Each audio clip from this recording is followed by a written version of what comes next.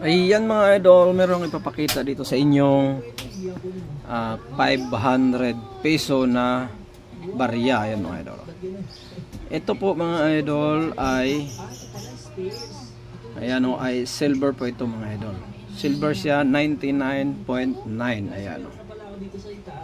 Ito yung kanyang papel mga idol. Ayan. Makita sa inyo. Ayan siya mga idol, yung kanyang papel. Tinatawag ito sa mga kolektor na kuwa or papel. Yan mga idol. Ayan o, ayan siya o. Metal, material silver. Ayan. Ayan o, composition, metallic composition ay 99.9 mga idol.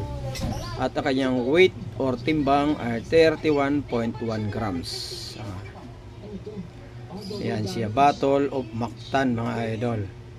500 peso anniversary or commemorative coin yan mga idol.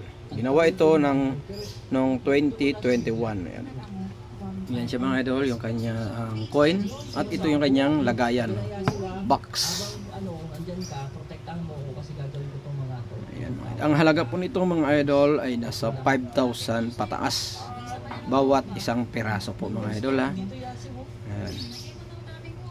Ganitong mga barya commemorative, silver, purong silver po yan siya mga idol. Silver proof. Yan, ano niya po. Ayan, silver puro. 500 peso yung mga idol. Lapu-lapu. Ganitong mga barya mga idol. Pag meron po kayong mga ganitong barya, yan, 5,000 ang isa bintahan po yan mga idol ha. 5,000 pataas. Depende po yan sa kolektor na bibili mga idol. Ayan yung kanyang box, you know.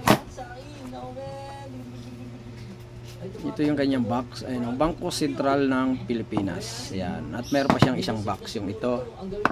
Ito yung isang box niya, you know.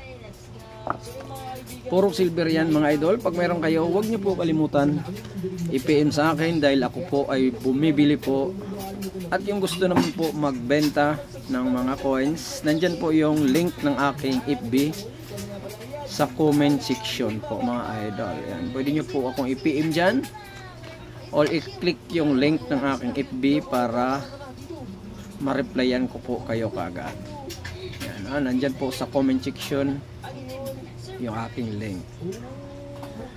At yung gusto naman po magbenta, PM lang po kagad mga idol. Huwag niyo po kalimutan mag-like or mag-subscribe para ma-notify kayo sa iba kong mga binibiling barya. Maraming salamat po mga idol.